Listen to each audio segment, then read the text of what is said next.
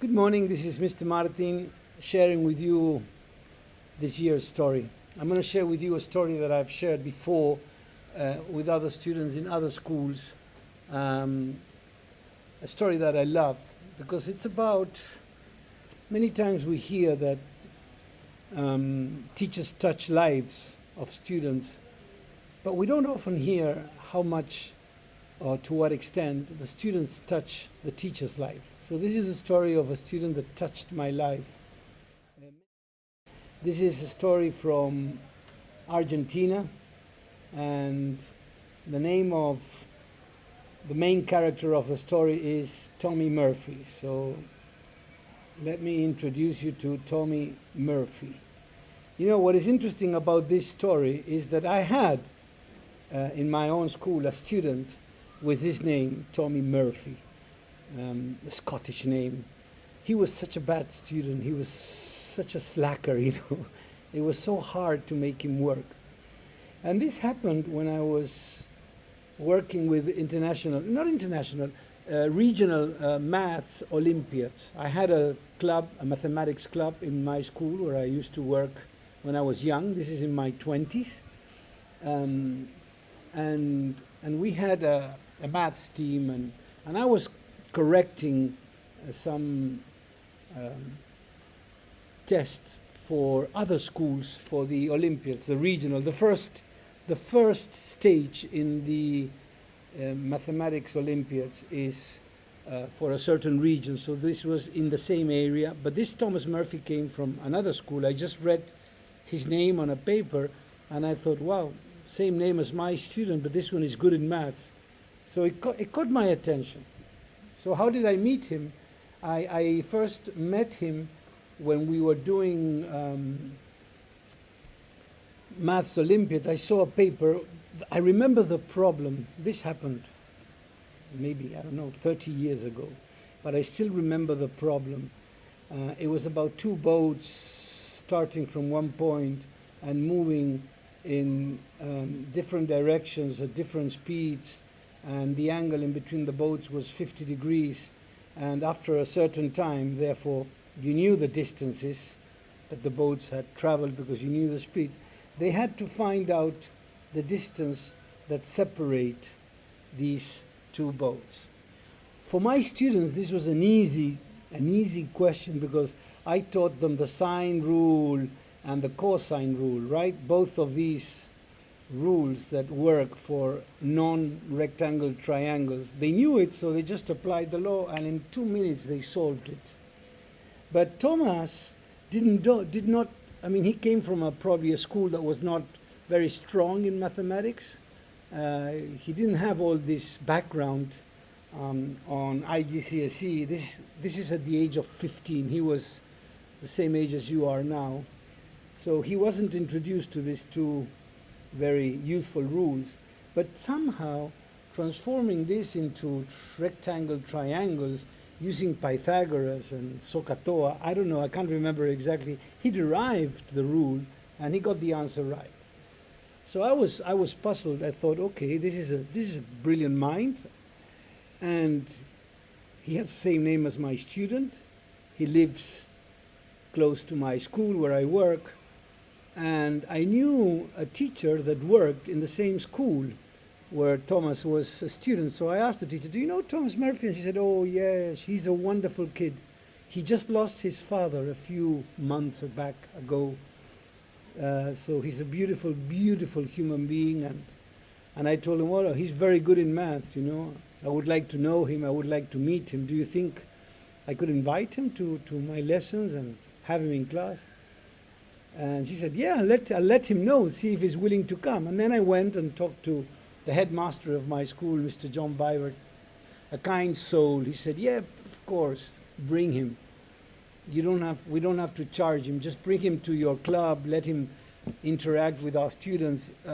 This would probably improve the level of the maths in the environment of our school, because it is clear that this student has great talent. So we invited him and we met him. This is Thomas, probably a couple of years before he graduated. This is his mother, Nike. As you will hear from him, his mother is a doctor, a medical doctor.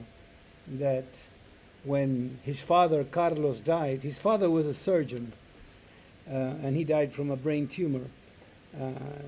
She was left to raise Thomas and his three other siblings, or two other siblings. Can't remember if it's three or two. And she did a great job. I never met his mother, but I met Tommy more or less when he was in grade 10 probably, and invited him to class. I said, we do our lessons in English. Is that a problem with you? And he said, no. My father wanted me to learn English, so I'm going to honor my father by learning maths in English. So together we did IGCSE, AS Maths, and Olympiads. He came to school twice a week or 3 times a week, joined our lessons like any other student. He had a ponytail like I have now. Just to honor Thomas, I I have this ponytail.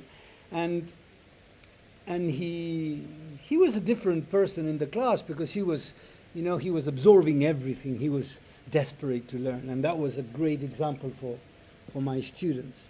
So it was an honor to have him in class, and of course he went through all the levels and got the highest grades in AS Maths and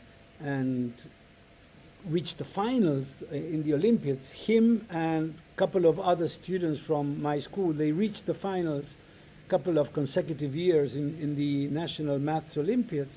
And when they came out of the finals one day, the University of St. Andrews offered them a scholarship, 50%. University of St. Andrews in Argentina, a very expensive university. But Thomas said, well, I don't know how I will afford the other 50%, but I'll take it. So this is the attitude. A man or a student in those days, a boy, that was always paying attention to the opportunities that opened in front of him. He was not asleep or daydreaming or thinking about the future. He was in the present moment. This is something that I realized. He said, yeah, I'll take this. Of course, I'll take every opportunity. So he moved on to the University of St. Andrews, and then I lost track of him for many years because I left the country. I heard about him from his friends at school that he was doing incredibly well.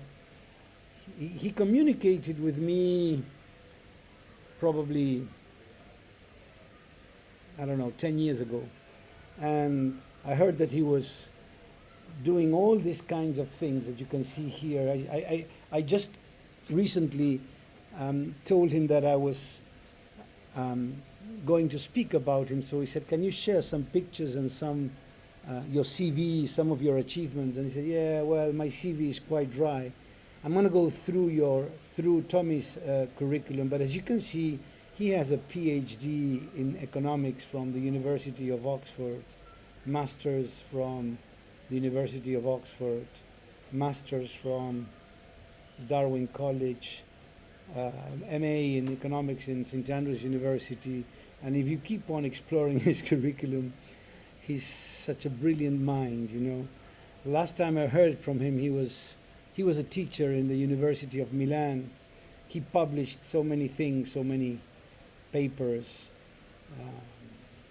You can see consultant for different countries in the world, for the University of Milan, for different universities. If I scroll through the curriculum of this young man, well, one can only feel admiration for him. Prizes, awards, languages. He started only with Spanish, and now he has a fluent English, of course, Italian, because he lived in Italy and learned to speak very good Italian, French, Portuguese. So how did he get here? How did Tommy make his success, his life so successful? It is because of his mind being present, aware of what is happening, and most of all, feeling grateful for the opportunities that opened in front of him. So this is how I met him when he was 15. He was full of gratitude because he thought I was being kind with him, and I thought he was being kind with me because he was improving the quality of my lessons by putting his brain into my math lessons. But we had this shared experience. We went together to explore for many years even after he finished high school and he was in the university. I heard that he got the other 50% of the scholarship in college by teaching younger students maths. So he was using all these talents early in life to earn his career. And he was very generous with his knowledge. He would come with us to the prisons to share, the maths Olympiads encounters that we had in prison. He would come and spend time with us in the prisons. He was very, very kind, and it was a pleasure always to see him until we left.